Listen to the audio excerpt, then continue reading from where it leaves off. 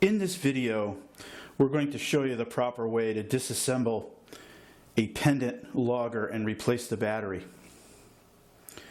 What we have here is we have this is the temp only Pendant. This is the UA001. And we also have the Pendant event logger, which has the cable coming out of it, and that's used in the tipping bucket rain gauge, the RG3 and RG3M. So we're going to talk about replacing the battery in both of these devices. Let's start with the temp logger. There's another model of this. There's actually two others. The Pendant Temp Light, which has a green label, and the Pendant G, which has a purple label. The battery replacement would be similar in those as this temp only. Couple of things to look at before we disassemble it.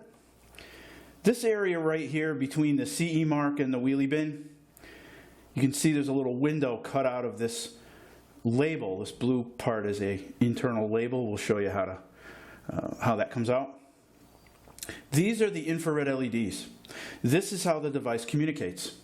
This cannot be covered. So when you're looking at this, if your logger's been deployed for a long period of time, and the case is scratched in this area, or it's fouled or something, we have to make sure that this area is kept clean so the logger can communicate.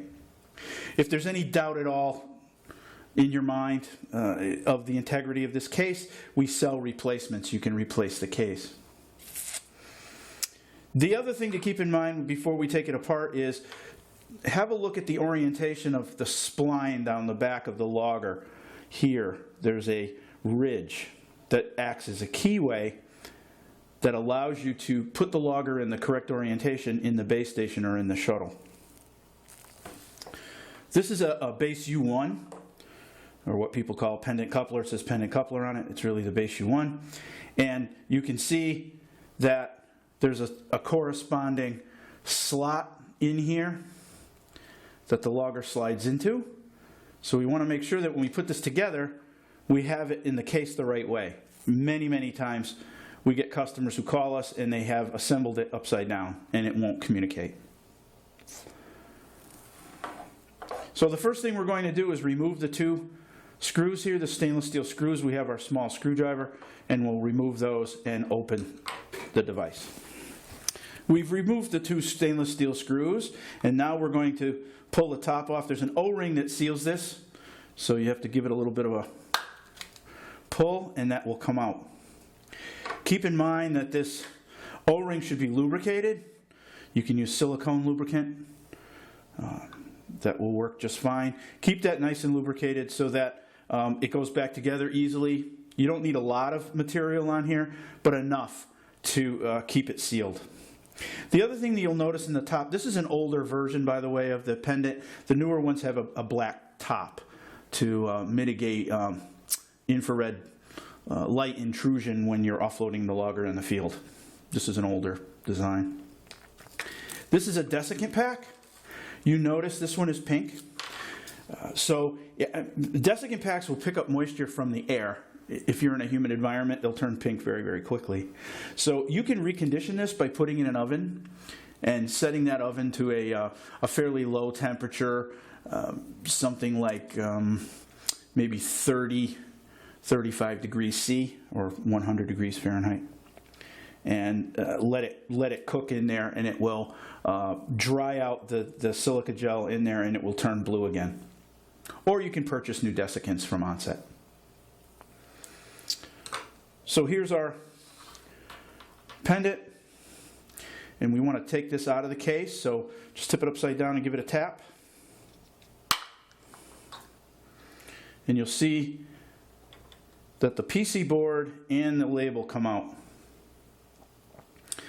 Make sure to hold this by the edges. These are static sensitive, so you want to be very, very careful if you're in a very dry environment. You want to mitigate any kind of static discharge. You may want to touch your fingers to metal before you start handling this, just to make sure you get rid of any static discharge that's on your fingers. Then we want to just push this battery out of here. It's a CR2032 battery, coin cell battery. For those of you interested, this is the thermistor right here where the temperature measurements are made. So I have my new battery. You can see this outer case is the positive. This holder is the positive terminal. Underneath there's a pad in the on the PC board. So you can turn this so you can see it. There's a pad under there. That's the negative side. So we want to make sure that we have the battery in the right way. There's a plus right here. Just slide it right in. Now that the battery is replaced, we want to reassemble the device. Remember when we were looking at the logger before, this is the back where the spline is, where this keyway is. So we want to make sure that the logger is oriented correctly in here. So a good way to remember that is battery. This is the battery holder. This is the back. So battery back. Okay?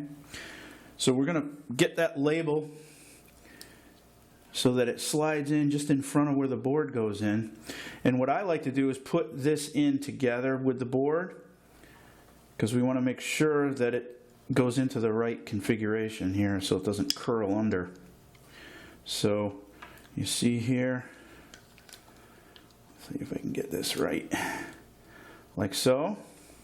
So line it up with the board and just slide them both in together very carefully. There. So now you can see this is not curled under and it's not, this window is not impeding the infrared LEDs. Very important that this is put in correctly and the battery is oriented towards the spline in the back, which is correct. So now we can take either our new fresh desiccant pack or our reconditioned desiccant pack, stick it into the top like so, and reassemble the logger. Disassembly of the pendant event is similar. I've removed the 2 screws from the top. This, you just grab onto that grommet and wiggle a little bit. Keep in mind that the board is attached to this cable, so you have to be very careful. Just pull this out so that it unseats from the O-ring and just slide the device out like so. This one, the desiccant pack, slides in alongside the logger. You want to make sure that desiccant pack is in the back of the logger, not in the front, again, because of our infrared LEDs here. Again, this is a label. So here's our infrared LEDs. Here's our battery. We pop that out, replace it, put a new one in there, and then we want to reassemble it, just like the other one. So remember, spline is in the back. Back is where the battery goes. Once we have the battery replaced, we want to get this back into the case. So what I like to do is loosen this grommet and push the cable out a little bit so I have a little bit of room to work. So see, I extended that a little bit. So again, here's our case with the spline down the back. Here's our label. Label goes in the front right here. So we'll start that in place. Again, battery towards the back. So we're just going to get this started. We have to put our desiccant pack in. We're going to put that below the battery like so. And then slide the whole assembly back together. Nice and easy. Okay. There we go. And now we can see we have it back together the correct way. Here is our infrared LEDs that are exposed. There's my desiccant pack, there's my battery, there's my spline, so I have it in the right orientation. And now we can just slide this cable down nice and easy. Okay, and just kind of seat that O-ring. Again, you want to make sure that O-ring has a little lubrication on it. A little silicone grease will work. Slide that down into place. There we go. And put the screws back in and then tighten down this grommet nice and tight on that cable. You can just use your fingers. That will be tight enough. One last note, after changing a battery, you will get a notification in HOBOware the first time you launch it that the battery, the power's been reset, which is completely normal. That's a normal thing. So if we go into the launch screen, and you'll see the logger's power has been reset. Well, yes. And again, it says this occurs when replacing the battery.